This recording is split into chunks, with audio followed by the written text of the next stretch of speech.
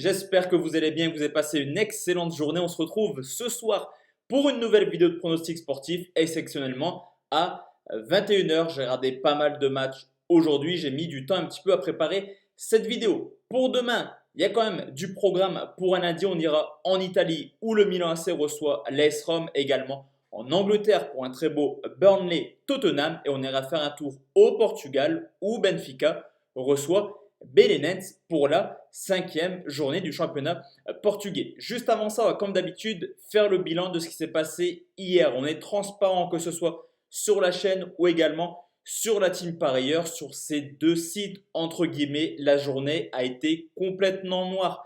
Sur YouTube, on ne valide aucun combiné sur la gestion de mise.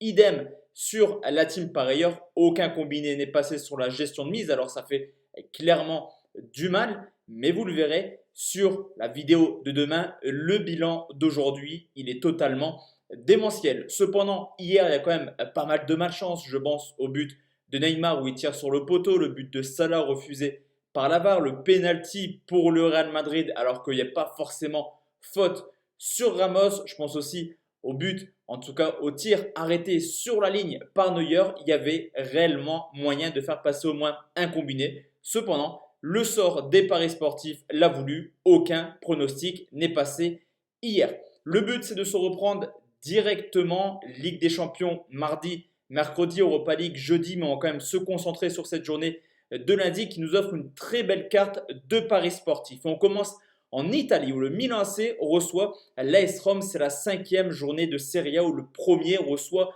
le 9e. Pour l'instant, tout se passe bien pour le Milan AC. Excellent début de saison, 4 matchs. 4 victoires, 9 buts marqués et seulement 1 but encaissé. Le Milan AC peut également compter sur son buteur providentiel, Zlatan Ibrahimovic, auteur de 4 buts cette année. À côté de ça, on a une équipe de la Roma qui a tout de même pris 7 points en 3 matchs, entre guillemets, étant donné qu'ils ont eu un match perdu sur tapis vert contre le Las Vérone, un match nul contre la Juventus, 2 victoires. Tout se passe bien également pour la Roma. Cependant, en 3 rencontres, c'est tout de même 4 buts encaissés. Alors au domicile, forcément, le bilan du Milan, il est exceptionnel pour l'instant. 2 matchs, 2 victoires, 0 but encaissé. Cependant, dans l'ensemble de sa saison, mis à part l'Inter de Milan où le Milan AC a eu quand même pas mal de difficultés et aurait pu se faire égaliser, il n'y a pas eu de grosses confrontations pour le Milan AC. Les seuls matchs où l'adversaire était présent offensivement, comme l'Inter, Bodo ou le Celtic en Europa League, le Milan AC a toujours encaissé au moins un but. Donc la défense n'est pas forcément si bonne que ça. En tout cas, le match de demain sera un réel test. À côté de ça, on a une équipe de l'AS Rome qui à l'extérieur a fait nul à l'Hellas Vérone, match perdu sur tapis vert, mais également une victoire sur le score de 1-0, 2 matchs de clean sheet, et ça dénote complètement avec l'année dernière où l'AS Rome avait tout de même encaissé 24 buts hors de leur base. Cette année, 2 gros matchs pour les équipes, je vous l'ai dit, le Milan contre l'Inter, victoire 2-1. L'AS Rome contre la Juventus, match nul, 2 buts partout. Vous le remarquez, quand l'adversaire est un peu plus coriace, généralement ces équipes encaissent du but, et on peut le remarquer également. Historiquement, on a pas mal de buts dans les rencontres. Déjà, le championnat italien commence à devenir un championnat extrêmement prolifique, et les deux équipes se rencontrent forcément tous les ans depuis maintenant plusieurs années. Un seul 0-0 sur les 10 derniers matchs, avec clairement des gros scores par moment, 2-2, 2-1 pour le Milan ou victoire 4 buts 1 pour l'AS Rome. Les deux équipes ont un gros potentiel offensif, défensivement, c'est pas non plus sécurisé. Je vais partir sur un plus de 2,5 buts, bien coté, 1,54.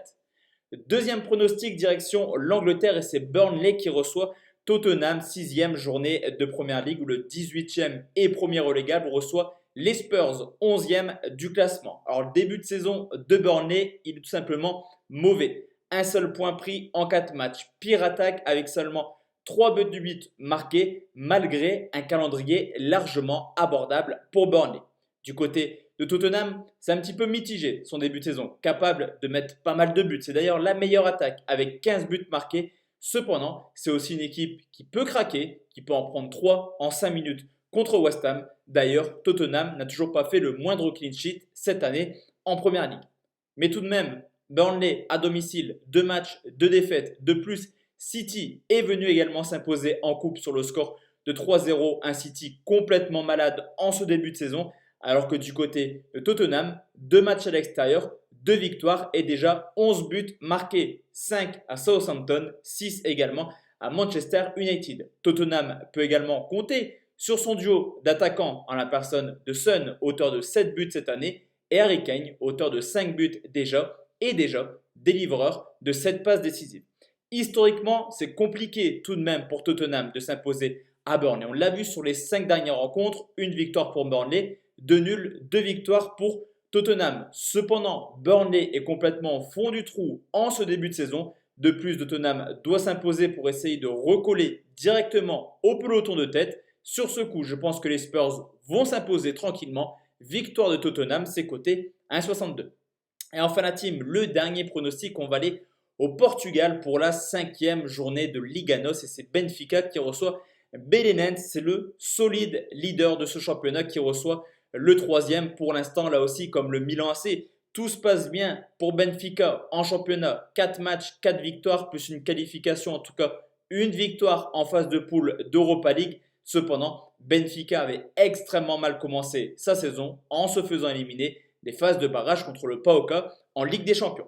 Du côté de Belenenses, ça avait plutôt bien commencé, une victoire à Guimarães sur le score de 1-0, mais actuellement, ce n'est pas la grande forme. 3 matchs de suite sans victoire, un seul point, 2 buts marqués, 2 buts encaissés. Clairement, on s'ennuie dans les matchs de Belenenses. Au niveau de l'état de forme, je vous l'ai dit, Benfica est largement en tête. C'est tout de même 13 buts marqués en 4 matchs. 2 victoires à domicile, 5 buts marqués. Et comme depuis plusieurs années, généralement, Benfica tourne en moyenne de plus de 2 buts par match marqués à domicile. C'est carrément une machine à but, un petit peu comme Tottenham. Du côté de Belenenses, je vous l'ai dit, seulement 2 buts encaissés cette année. C'est tout simplement une bulle, 0 but encaissé hors de leur base. Cependant, on a pu le voir l'an passé quand les visiteurs se déplaçaient chez les gros. Je pense à Porto, Guimarães, 5 buts encaissés. Famalicão, Benfica, 3 buts encaissés et également 2 buts encaissés au Sporting. Vous l'aurez compris, généralement, Belenenses passe des mauvais moments hors de leur base. Surtout que historiquement, sur les 5 dernières rencontres entre Benfica et Belenenses, c'est tout de même 20 buts marqués par les Benfiquistes, soit 4 par match. Sur ce coup, je vais tranquillement partir sur un buteur. On peut remarquer que cette année, Seferovic est sur le banc. Il y a la Ligue Europa. Il sera peut-être titulaire demain. En tout cas, s'il est titulaire, je le joue. Pourquoi? Car il a déjà marqué 3 buts en 3 matchs cette année. Et comme je vous l'ai dit, pour moi, il va être titulaire demain. La cote de Seferovic, c'est à 1,84. Donc voici la team, mes 3 pronostics pour ce lundi. On se retrouve demain soir pour parler de la Ligue des Champions avec un gros Olympique de Marseille, Manchester City. Excellente soirée à tous et à toutes. Et très bon courage pour ceux qui reprennent le boulot demain. Ciao, ciao.